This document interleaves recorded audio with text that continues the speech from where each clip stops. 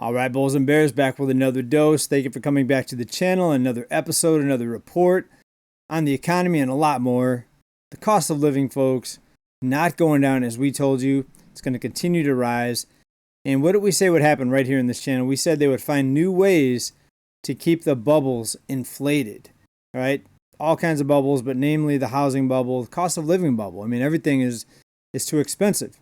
The problem with calling it a bubble is bubbles usually pop.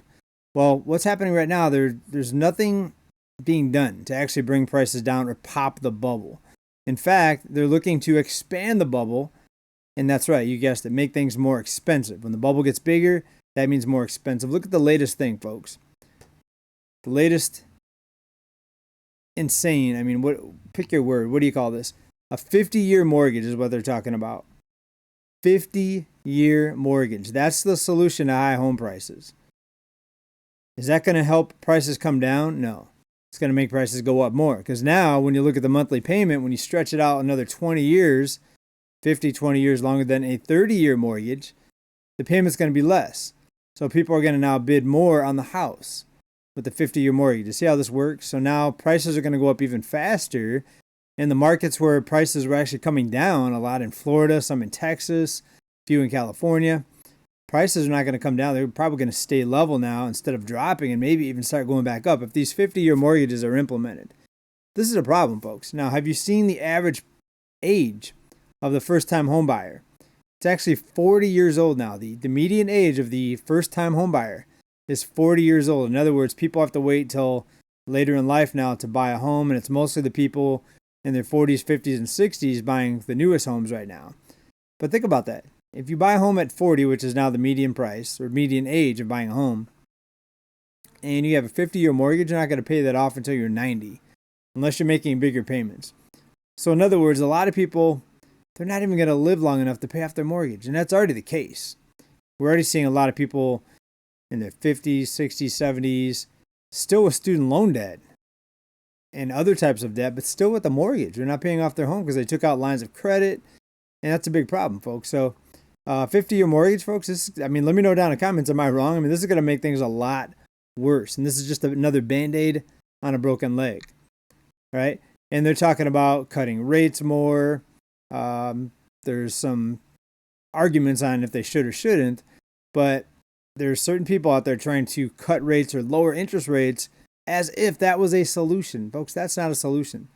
That's just going to make the payment a little bit less on the debt. By the way, record levels of U.S. debt. It just broke another record. Take a look. And these are the numbers that just came out the end of the third quarter. All right, so the end of September 2025, we're at $18.6 trillion. In other words, the debt went up again from the previous quarter, as it did from the previous quarter, as it did from the previous quarter. So it just keeps going up higher. And folks, this is why things aren't imploding. This is why the cost of living isn't coming down, because people can still borrow more money, go deeper into debt. Once people can no longer go into debt, like the banking crisis in 2008, once people don't get extended limits on their credit cards or a bigger mortgage, that's when the bubbles go bust. But as long as people can borrow more money, the bubble will not go bust. It's very, very simple, folks. Let's take a look at some of the numbers here. And mortgage debt, $13 trillion. Auto debt, $1.66 trillion. Student debt, $1.65 trillion. Credit card debt, $1.23 trillion. Other, $0.5 trillion. Home equity, $0.4 trillion. So records across the board, folks. Record debt. And again, it's so simple. Once debt is no longer able to just be increased to infinity, then the bubble goes bust, right? But if the banks are still going to loan out money, even as delinquencies are rising, it even says here right in this report, delinquencies remain elevated. Banks are still loaning out money. Just the opposite of what happened in 2008. In 2008, banks panicked. They stopped giving out loans, or they made it very difficult to get a loan. Debt limits decreased. Credit limits on cards dropped. Of course, the economy came down after that. Prices came down too. The cost of living came down, right? Not this time, folks. This is a different ball game. And if something doesn't change, it's just going to drag more people under the wheel. And we've got 7 in 10 living paycheck to paycheck. How many more people are going to be affected? The government may or may not reopen. They're talking about it's close to reopening. Maybe, maybe not. Stock market still went up. Cost of living still went up, even amid the shutdown. Really didn't change much, did it?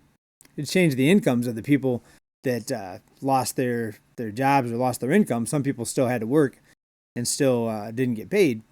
But not much change as far as just the cost of living in the economy. Markets went up. Things looked pretty normal to the people that didn't get laid off or furloughed.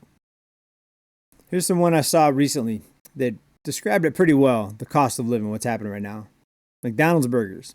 You know what really pisses me off? Back in 2005, this $20 bill could buy you 22 cheeseburgers from McDonald's. Do you know what this $20 bill can buy you now at McDonald's? Let me show you.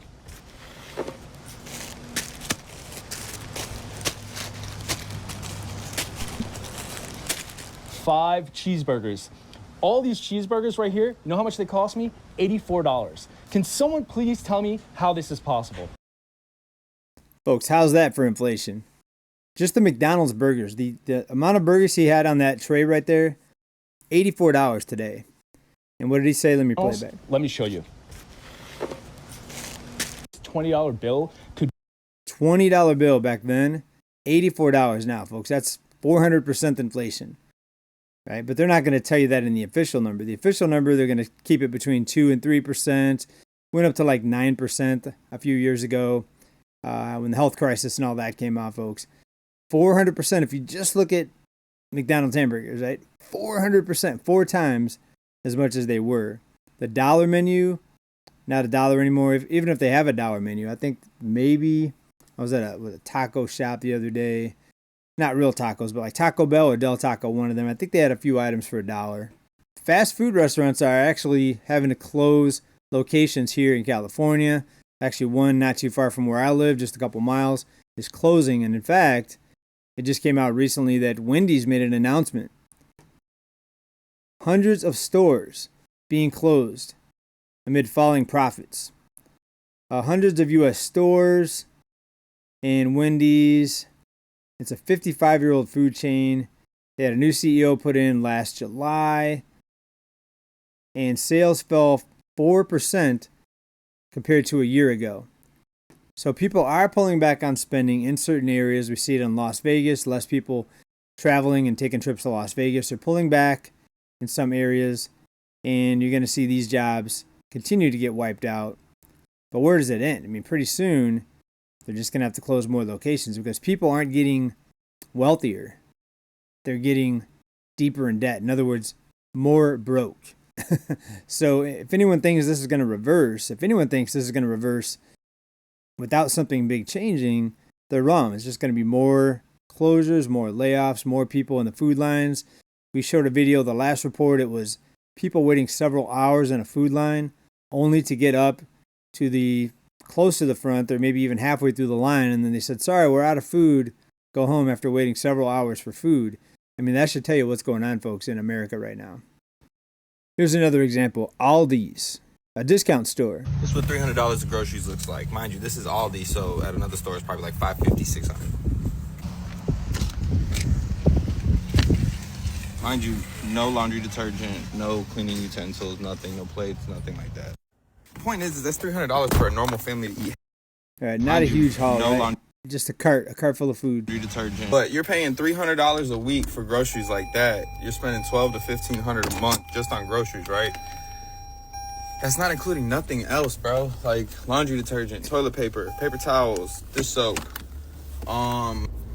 everything you can think under the sun that's not groceries. Ridiculously priced. And again, shopping at Aldi, if you're shopping at name brand stores, forget about it, bro. You're up probably double the price, straight up. You going to fill the same amount of stuff in the cart, same quantity, everything, you paying at least $600 out the door. So you're telling me if a family doesn't have Aldi, they got to succumb to Walmart or other big box stores and pay $600 a week just to feed their family? Like, you're not going to get me to believe that that's right or it's fair. Like, yeah, they're not growing it, doing whatever their means of, producing that type of material or food that they want. But that doesn't mean that they don't deserve it and that you should be upcharging for it so that you could bleed profits out of food. Like, it's a war on humanity. It's a crime on humanity. And if nobody doesn't see that, well, we got to be the ones to speak up and to show the finger. It's not going to work no more. We're not doing it. We're not putting up for it. If you don't like that, sorry, you've been doing it to us. So he says we gotta fight back and give them, the signal, give them the number one finger, the other finger, not this one. Groceries looks like. And, Mind you, this is Aldi. The problem is nobody's going to do that because it's food and people have to eat. So in other words, consumers are backed into a corner, folks. Consumers have to eat, and they're not going to just say no to buying food. And nobody's self-sufficient. Nobody grows their own food hardly anymore. So they're just going to keep raising the prices. Why would they not keep raising the prices? If people are going to buy it no matter what, if they're just going to go deeper into debt to buy it, they're just going to raise their prices. Right? It's only when you can no longer go into debt, you cannot borrow any more money, and then you can't buy it. So then they're going to lower the prices. Right? You see what it all comes down to, folks. It's the banks. All right, a little bit more on the fast food front. Papa John's is cutting costs as sales declines. The fast food pizza chain's same-store sales declined 3% last quarter. The company is planning to cut non-customer-facing costs and will speed up re-franchising. So a little bit of an effect here. 3% is not going to make a noticeable difference to many people when inflation is way higher than 3%. But I am seeing more people talk about the U.S. specifically. It's just the price of everything because we go out and eat and it's like... I mean, we're told that globally inflation is a problem. It's true, but not as much as here as the U.S. It's a very tricky pricing mechanism we have to take a listen. The obvious number one thing is just the price of everything because we go out and eat and it's like $30 a person. It's the hidden price of things that really shocks me. And of course, these are things like tax and tip. In Vietnam, if you eat something for $10, which is very expensive for Vietnam, then it's $10. In the US, you go eat for $10 and then you add tax on top of that, you add tip on top of that. You probably have to pay for parking. The fees are getting kind of ridiculous in LA. I feel like I'm getting tricked. It's definitely designed to trick people to thinking the meal is cheaper and then you go there and you eat and then it's like, surprise, it was something that I thought was completely normal for the first 30 years of my life. And now that I go to other places, Korea, Vietnam, whatever, it's all the same thing. If the menu says it's $10, then it's $10. And I don't get a chance to travel much, but yeah, I guess when you look at it like that, it's very tricky here in the U.S. You got taxes and tips. How's about just add the taxes, add the tip into the price of the food, and that way whatever you see on the menu is the price. Why is that so difficult to do? It's like they want to trick people. It's like they want to put a lower price on there to make you think that it's lower. It's like, that's why everything ends in 99 cents. Right? It's $1.99. No, it's not. It's $2 plus even more. But they put the 99 cent on there so people look at the $1 and they'll say, oh, it's only $1 something. Really, it's $2. Just say it's $2. Right? It's very, very tricky. I agree with the guy. I agree with what he said. I think you guys are going to be ready for me to tell you how much I just spent on groceries and show you what I got. I spent, here, wait, let me show you what I got, okay? Sour cream, salsa, cheddar cheese, turkey bacon, taco shells, 2 bags of tortilla chips, which they were like trying to get 50% off, okay? So there's some deals in here. 2 things of salsa packets, these are like $1 each. Sourdough bread,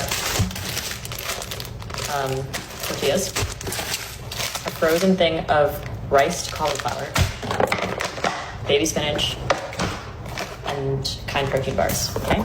This is it right here. Let me flip the camera around. This is what I bought. Right here. Okay? This is it. This cost me $75. Oh, and I had $2 off because I'm a frequent shopper. Yep. You know what's crazy? I'm paying $2,300 to live in my house that I own with my husband a month. And we just got a letter saying that we, starting November 1st, are going to owe $330 more a month because of property taxes. She said the house that she owns with her husband. No, the house that she owes, O-W-E-S, not O-W-N, not own, owes. So for our almost 1,800 square foot house, we're going to be owing $2,600 a month. It's absolutely insane. I don't know where to go anymore. I have no home. I don't even know where to go anymore. All I keep doing is driving back and forth on highways. We spend all our time in the car. I can't even cook for it anymore because it's getting colder outside. All right, I haven't broken down into tears on that, but I remember I work at home now. I'm self-employed, still working for a company, a couple streams of income. I remember being on the freeway an hour each way. This was when I lived in Riverside, Had to drive all the way to Orange County for a job, hour each way. Just being miserable. Not crying, but feeling miserable. If it wasn't for music or satellite radio, I probably would have broke down. But I get your point. Let's continue here. I try to do my best, but where am I going? Where am I going? I'm either driving to a friend's cabin, which is 3 hours away, or I'm driving to a campground, which is $38 a night and has a shower. Either way, I'm spending money. Campgrounds are $38 a night, even if you're in a tent, even if you don't have an RV. That's crazy. Inconvenience. This is inconvenience. They evicted me. I was just starting a new business. Hoping to build a financial future, and now all that debt I'm carrying with me too. Crazy. City of St. John's. We are living in a retirement nightmare right now with so many people facing homelessness. You know, when I grew up, seeing your parents, and then for me, working decades, you think retirement is a time of peace and quiet. Not anymore. Now you're stressed. You're waiting for that next check to come in. You're paycheck to paycheck if you're like most people, even in retirement. You're rewarded for all your hard work. And for so many, it has become a complete nightmare. It's not like that anymore, unfortunately. There are so many people right now that are one rent, one medical bill, and one bad month of being homeless out on the streets. That's very sad. But that, unfortunately, is the reality that we are living in right now. I grew up believing that after working really hard for years, and everything would be fine. You know, you're putting into your 401k. You know, if you're fortunate enough to have a 401k, I worked for only one company that had a 401k, so I really didn't have a whole lot in a 401k.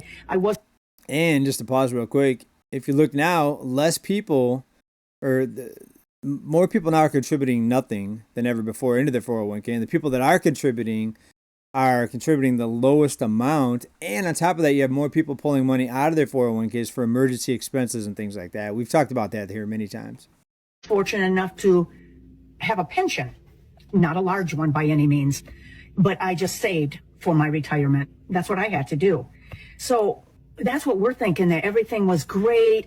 You know, a lot of people get that when you retire, people are taking all these beautiful vacations and they're walking through the sand on a beach with their margaritas. For the most part, most people aren't doing that.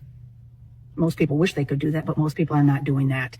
And so many people right now are having a hard time with the housing costs, the groceries, the insurance. We're being taxed to death. So you're going to see people that are not always going to tell you how bad they're struggling. I get it. And they're still out spending money. Even the people that are struggling are still out spending money. Because if you're going to struggle, you're going to struggle. This is the way people look at it. This is what people have told me in comments. People that I know do this. If you're going to struggle, you're going to struggle. Not going on vacation, not going to the concert, not going to the NFL game or the NBA game, right? Not doing all these things is not going to make them not struggle. So you might as well have fun. Go take vacations, go shopping, go to the nightclub, go buy $20 drinks because you're going to struggle anyway. That's the way people look at it. You might as well have fun if you're going to be broke. They're proud. I get that. They're embarrassed as to where they're at in life. They're going to feel like they failed. They didn't do enough to prepare themselves. I didn't always do enough to prepare myself.